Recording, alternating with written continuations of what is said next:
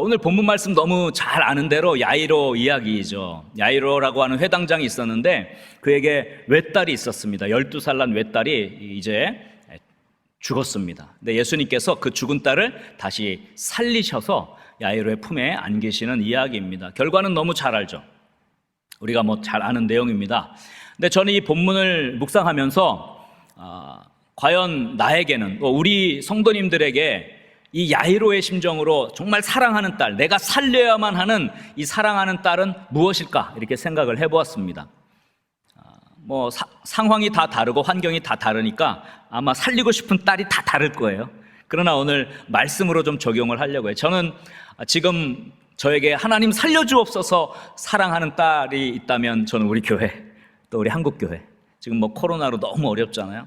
하나님 살려주옵소서 이렇게 간절함이 저에게 있습니다. 어떤 성도님들에게는 진짜 자녀의 문제일 수도 있고요. 어떤 성도님들에게는 직장의 문제일 수 있고, 사업이 죽어가고, 사업이 죽었어요. 하나님 이 사업을 좀 살려주세요.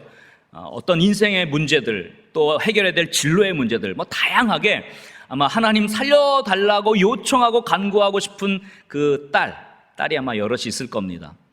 이러한 관점을 좀 가지고요, 여러분들 어떻게 하면 이 사랑하는 딸을 주님께서 살리실까? 오늘 말씀으로 좀 은혜를 받고요, 결단할 수 있는 그런 시간이 될 수 있기를 주의 이름으로 간절히 소원합니다. 그래서 제가 오늘 설교의 제목을 사랑하는 딸을 살리는 영적 자세다 이렇게 했습니다. 한번 따라합시다. 사랑하는 딸을 살리는 영적 자세. 그래서 이 시간 그 영적 자세를 딱 붙잡고 정말 주님께서 기적 같은 역사를 행해 주시는 은혜 주시기를 주님의 이름으로 간절히 축원합니다. 먼저 첫 번째 사랑하는 딸을 살리는 자세입니다. 한번 저를 따라했으면 좋겠습니다. 주님 앞에 나와 엎드려 간구해야 한다. 이것이 첫 번째 자세입니다. 주님은 우리들이 주님 앞에 나오고 있는지, 주님 앞에 나와 간절히 간구하고 엎드리는지 그것을 주님이 보시기를 원하십니다.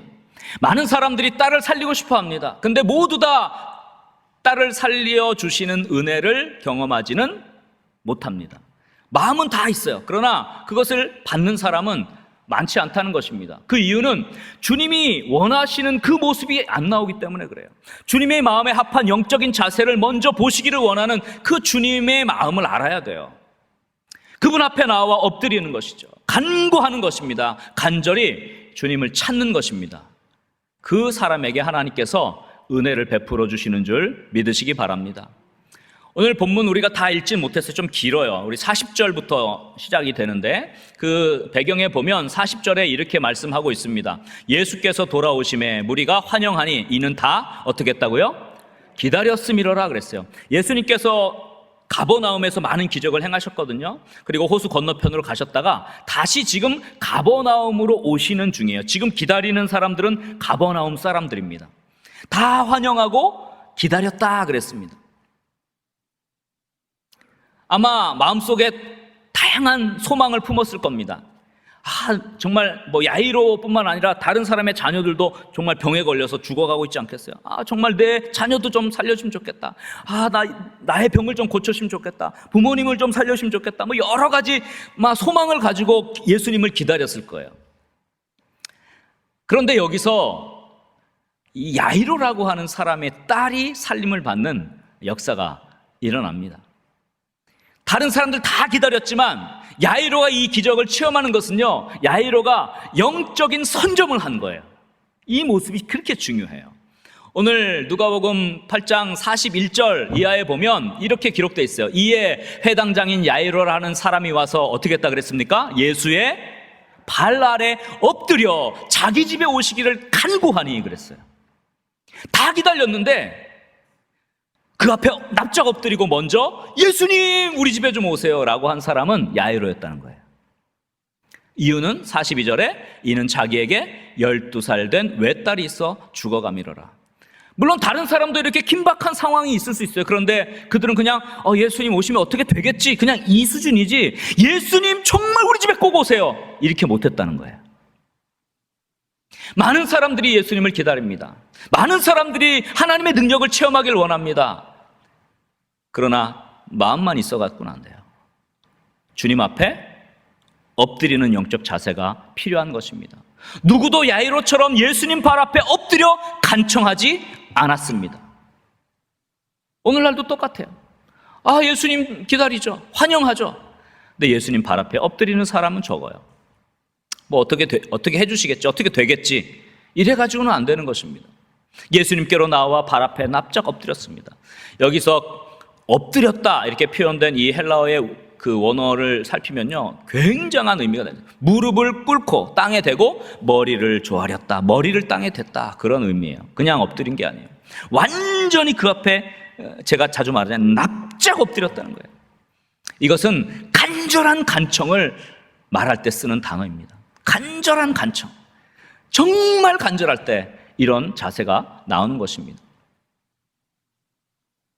마치 엘리야가 갈멜산 위에서 무릎 사이에 머리를 넣고 기도하듯이 지금 그 모습을 얘기하는 거예요. 야이로는 예수님께 나와 무릎을 꿇고 머리를 땅에 대었습니다. 간청했습니다. 주님, 우리 집에 좀 꼭 와주세요. 이러한 간절한 간청에 주님은 응답하십니다.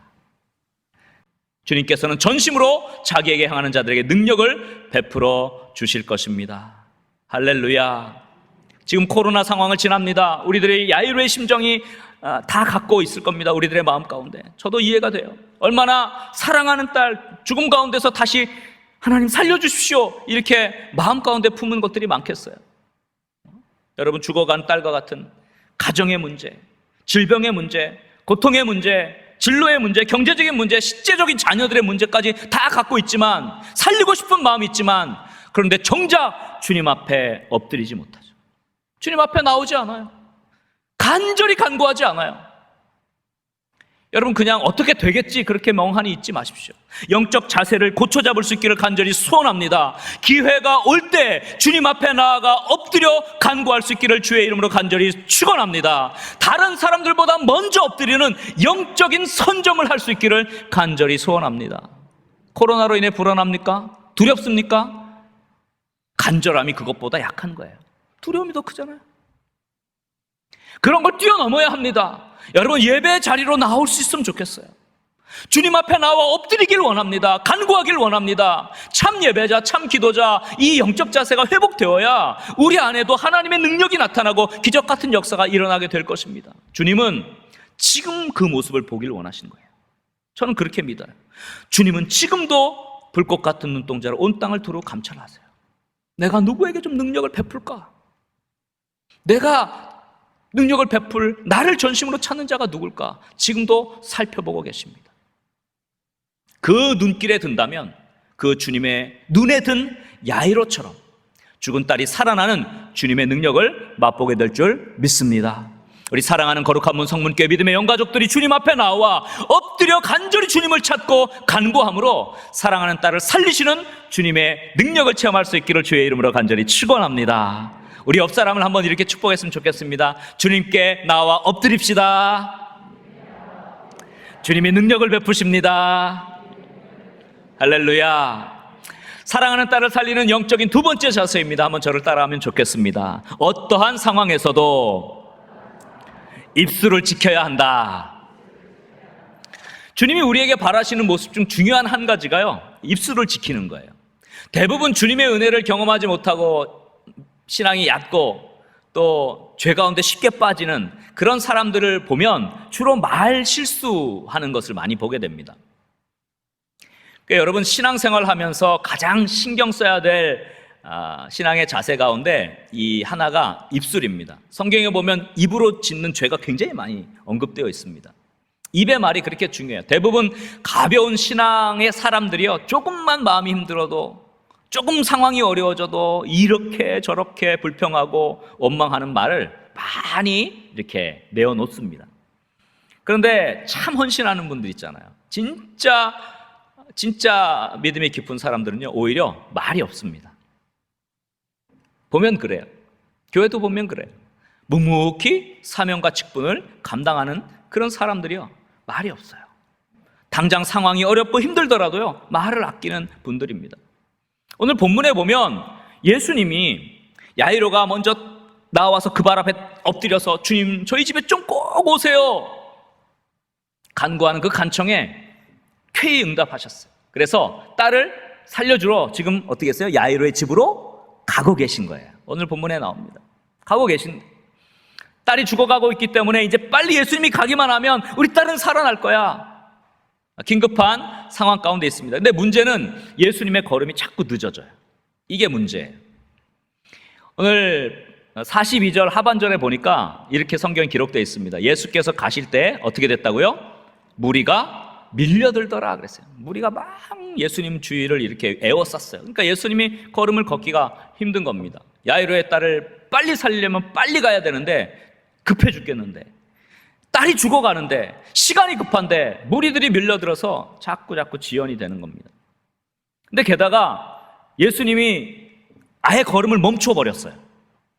무슨 일이냐면, 여러분 야이로 사건을 40절부터 오늘 마지막 절까지 쭉 읽다 보면 야이로의 사건 딱 중앙에 유명한 이야기가 나오는데 12해를 혈루증으로 앓는 여인을 고치시는 장면이 나와요. 이것도 굉장히 중요한 그 사건입니다. 근데 어쨌거나 야이로의 입장에서 볼 때는 12해를 혈루증으로 앓는 여인을 고치는 그 사건이 오히려 야이로에게는 더 힘든 일이 돼요. 왜냐하면 예수님이 시간을 지체했거든요. 좀 빨리 가야 되는데. 그러니까 예수님이 이 45절에 보니까 가다가 멈추고 내게 손을 댄 자가 누구냐? 이렇게 물어보십니다. 딸은 죽어가고 있어요. 예수님이 근데 답답하게 그냥 빨리 가시지 좀 멈춰 서가지고 나에게 손을 댄 사람이 누구냐? 찾고 있습니다. 시간은 흘러갑니다. 딸은 죽어가고 있습니다. 근데 예수님은 계속 서 계십니다. 손댄 자가 나올 때까지 기다리십니다. 답답하죠. 솔직히 답답해요. 근데 이상하게도요, 성경에 보면 야이로가 한마디 말도 안 해요. 오히려 베드로가 주님, 사람들이 밀려들어서 그래요. 베드로가 이야기를 하죠. 근데 야이로는 한마디 말 안 해요. 이스라엘 백성들이 광야를 지나면서요, 하나님 인도하심을 믿지 못하고 조금만 목이 말라도 불평했고요, 고기가 먹고 싶다고 불평하고, 지나는 땅이 너무 힘들고 고생스러우면 또 참지 못하고 계속해서 수군수군대고 불평하고 입술로 하나님을 원망했어요. 여러분, 그 모습을 하나님이 제일 싫어했다는 것을 여러분 기억하셔야 됩니다. 민수기 14장 27절 28절에 주님이 이렇게 말씀하세요. 나를 원망하는 이 악한 회중에게 내가 어느 때까지 참으랴? 이스라엘 자손이 나를 향하여 원망하는 바 그 원망하는 말을 내가 들었노라. 그러면서 28절에 이렇게 하나님이 말씀하십니다. 그들에게 이르기를 여호와의 말씀에 내 삶을 두고 맹세하노라. 너희 말이 내 귀에 들린 대로 내가 너희에게 어떻게 한다고요? 행하리니. 너희들이 그렇게 불평했어? 그럼 그대로 내가 해주겠다. 이스라엘 백성들이 입술이 가벼웠어요. 툭하면 하나님을 원망하고 입술로 죄를 지었습니다. 하나님은 들린 대로 이스라엘 백성에게 행하시겠다고 말씀하셨습니다. 여러분, 영적 원리입니다. 기억하십시오. 자, 불평의 말은 반드시 더한 불평거리를 가져오게 됩니다. 원망의 말은요, 반드시 더 원망할 만한 일들을 일으킵니다. 이게 영적인 언어의 원리예요. 그러니까 안 되는 사람이 늘 안 돼요. 왜? 늘 불평하는 사람에게는요, 불평할 걸 자꾸 생겨요. 왜? 하나님 그 듣는 대로 행하시겠다 그랬어요. 그러니까 안 되는 거예요. 말이 그러니까 말대로 되는 거예요. 말의 열매대로 우리가 산다고 하지 않습니까? 반면 신실한 신앙을 가진 사람들은요, 말을 아껴요. 입술을 지킵니다. 여러분 잘 아는 욥이 대표적인 주자죠. 욥기 1장 22절에 뭐라고 했습니까? 이 모든 일에 욥이 범죄하지 아니하고 하나님을 향하여 어떻게 했다고요? 원망하지 아니하니라. 입술을 지킨 사람의 모습이죠. 하나님이요, 그걸 보세요. 하나님은 입술을 지키는 자를 굽어보시고 그 입술을 지키는 순간에도 일하고 역사하시는 줄 믿으시기 바랍니다. 우리가 막 이렇게 떠들 때 하나님이 일하시는 게 아니에요. 여러분, 하나님은 우리의 침묵 속에서 일하십니다.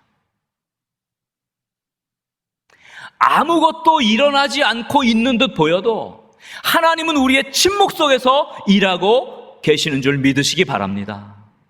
그러므로 여러분, 때로는 문제가 지연되고 상황이 어려워지고 때로는 고난이 다가와도 신실한 믿음의 사람들은요, 입술을 가벼이 놀리지 않는 법입니다. 하나님을 신뢰하기 때문에 입술로 죄를 짓지 않습니다. 야이로는 딸이 죽어가는 상황에서 예수님의 걸음이 지체되고 자신의 마음이 조급해지는 상황에서도 자신의 입술을 지켰습니다. 주님께 빨리 가자 따지거나 왜 이러시냐고 원망하지 않았습니다. 사실 모든 것은요, 주님의 손에 달려 있습니다. 믿습니까? 우리의 원망하는, 불평하는 얄팍한 입술로 주님의 일을 망치지 말아야 합니다. 원망하는 이스라엘 백성들은 모두 광야에서 다 죽었습니다. 약속의 땅에 들어가지 못했습니다. 왜? 그들이 그 땅을 악평했기 때문에. 그 말대로 하나님이 하신 거예요. 그래서 여러분, 불평하면요, 불평거리가 더 생겨요. 제가 전에 감사절 설교할 때 조그만 것에도 감사하면 더 뭐가 생긴다고요? 감사할 제목들이 더 많아진다 그랬잖아요. 이게 영적인 언어의 원리예요. 우리가 어떠한 상황에서도 하나님을 신뢰하고 우리의 입술을 지킬 때 하나님은 그 침묵 속에서도 일하시고 반드시 능력을 허락하신 줄 믿으시기 바랍니다. 마지막으로 사랑하는 딸을 살리는 영적 세 번째 자세를 나누길 원합니다. 한번 저를 따라했으면 좋겠습니다. 주님의 말씀에만 귀를 기울여야 한다. 우리가 하나님의 뜻을 간구하면서 인내로 기다릴 수 있습니다. 문제는 그게 너무 길어지면, 환경이 더 악화되고 문제가 더 꼬이고 해결의 실마리가 전혀 보이지 않을 때, 이때가 문제가 돼요. 어느 정도 기다릴 수 있어요. 어느 정도 참을 수 있어요. 근데 이게 너무 길어지면 하나님 언제까지 이럴 거예요? 이렇게 되는 거죠. 과연 하나님이 지금 내 기도를 듣고 계신가? 하나님이 내 기도에 지금 일하고 계신가? 역사하고 계신가? 이렇게 의심하기 쉬운 상황을 접하게 됩니다. 그러나 중요한 거, 우리가 그렇게 될 때 우리의 귀가 자꾸 세상의 소리에 이렇게 마음을 뺏기게 돼요. 외적인 환경에 마음을 뺏겨서 낙심하게 되고 흔들리게 됩니다. 그러나 여러분, 끝까지 포기하지 않고 하나님의 음성, 하나님의 약속에 귀를 기울여야 합니다. 야이로는 주님 앞에 나아가 엎드렸습니다. 간절히 간구했습니다. 그래서 주님이 이제 야이로의 딸을 살리러 이제 움직이셨어요. 그러던 중에 혈루증 앓는 여인을 치료하시느라고 지체됐어요. 그 답답한 와중에서도 입술을 지켰습니다. 그런데 그 시점에서 더 큰 문제가 발생합니다.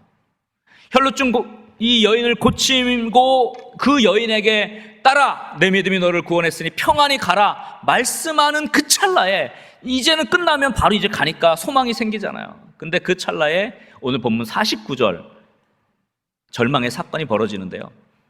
아직 말씀하실 때에, 아직 말씀하실 때라는 말은 아직 그 여인에게 말씀하고 있는 중이에요.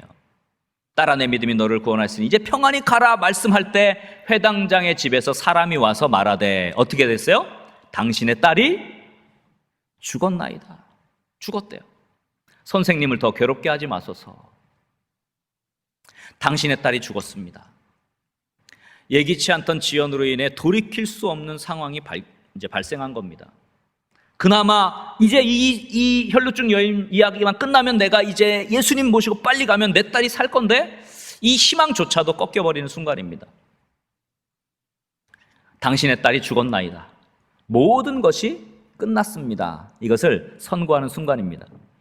근데 중요한 게 있어요. 그 순간에 주님이 말씀으로 야이로에게 다가가신 거예요. 그게 오늘 본문 50절 말씀이에요. 50절 말씀. 한번 50절 말씀 다 같이 함께 읽겠습니다. 예수께서 들으시고 이르시되 두려워하지 말고 믿기만 하라. 그리하면 딸이 구원을 얻으리라 하시고. 여러분, 여기에 보니까요, 예수께서 들으시고 그랬잖아요. 예수님이 뭘 들었어요? 딸이 죽었습니다. 선생님을 괴롭게 하지 마소서. 이 절망의 이야기는요, 야이로만 들은 게 아니에요. 누구도 들었어요?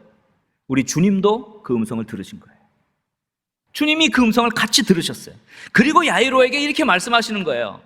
두려워하지 말고 믿기만 하라. 그리하면 딸이 구원을 얻으리라. 절망의 소리가 들립니다. 그러나 주님은 그 가운데서 야이로에게 두려워하지 말고 믿기만 하라는 약속의 음성을 주십니다. 여러분, 우리가 마음이 정말 힘들면요, 말씀이 들어오지 않아요. 자꾸 세상의 소리가 들려요. 환경을 보고 사람들이 이건 안 될까, 이거는 뭐 어째저째, 이런 그 부정적인 소리들이 계속 우리의 마음에 들어오게 돼 있어요. 귀로 들어와요. 하나님 말씀이 들리질 않아요. 여러분, 그때 여러분 우리의 영적인 귀를 더 기울여서 하나님의 음성을 들을 수 있기를 주의 이름으로 간절히 소원합니다. 두려워하지 말고 믿기만 하라. 그 말이 가진 헬러의 뉘앙스는요, 이제부터 믿어라 그거예요. 이제부터 믿어라. 진짜 믿음은 여기서부터다. 상황이 절박할 때 여러분, 그만큼 주님은 우리 옆에 계신 거예요. 그걸 바라볼 수 있어야 돼요. 너무 일찍 상황 판단하고 포기하지 않았으면 좋겠습니다. 아직 끝이 나지 않았어요. 물론 상황은 끝이에요. 딸이 죽었으니까 더 이상 볼 수가 없어요. 뭐 생각해 볼 필요도 없는 거예요. 더 이상 전진이 불가능합니다. 그러나 여러분, 그 곁에 누구도 계세요? 주님도 계십니다. 주님이 옆에서 두려워하지 말고 믿기만 하라고 그렇게 말씀하시는 그 음성을 그때부터 들을 수 있어야 합니다. 여러분, 예수님이 야이로의 곁에 계셔서 말씀하신 것처럼 저는 지금도 주님이 우리 곁에 계셔서 음성을 들려주시고 계시다고 저는 믿습니다. 근데 우리의 귀가 닫혀서 주님의 음성은 못 듣고 뭐만 듣는 거예요? 세상의 소리만 듣는 거예요. 코로나라서 이러니까 뭐 감염되기 쉽고 뭐 이런 소리만 들리니까 교회 나오는 것도 두려워하는 거 아니에요? 솔직히 말하면. 두려워하지 말고 믿기만 하라. 참 믿음이 필요한 때입니다. 예수님께서 그렇게 해서 또 말씀하시죠. 52절에 보니까 이렇게 말씀하세요. 울지 말라 그래요. 울지 말라. 많은 사람들이 다 딸이 죽어가지고 울고 있어요. 주님 울지 말라고 하십니다. 죽은 것이 아니라 어떻게 해요? 잔다 그래요. 잔다는 말은 그리스도 안에서 죽은 자들은 다 살아날 거기 때문에, 그죠? 잔다는 표현을 쓴 거예요. 근데 세상 사람들이 뭐라 그랬어요? 53절에 그들이 그 죽은 것을 아는 거로 어떻게 했다고요? 비웃더라 그랬어요. 여러분, 죽은 것을 알고 비웃었어요. 현실을 정확히 인식한 건 사실입니다. 죽었으니까. 잔다 그러니까 이거 말도 안 되는 소리 하고 있네, 이렇게 한 겁니다. 그러나 예수님은 울지 말라. 죽은 것이 아니라 잔다, 이렇게 말해요. 여러분, 어떤 소리에 여러분 귀를 기울이시겠습니까? 현실을 보면 죽은 것이 분명해요, 그죠? 그러나 여러분, 예수님과 함께 하는 미래를 보면 그 딸은 살아난 줄 믿으시기 바랍니다. 예수님이 계신 미래를 보면요, 사는 게 분명한 거예요. 그래서 예수님의 약속이 그렇게 중요해요. 예수님의 약속이 분명히 있었죠. 두려워하지 말고 믿기만 하라. 그리하면 딸이 구원을 얻으리라. 할렐루야. 결국 우리 주님은 사람들의 비웃음을 뒤로 다 물리치시고 들어가셔서 아이야 일어나라 선언하십니다. 전능자의 소리입니다. 기적은 일어나고 소녀는 살아났습니다. 그때야 비로소 주님의 울지 말라 라고 하신 이유를 깨닫게 됩니다. 할렐루야. 말씀을 정리하겠습니다.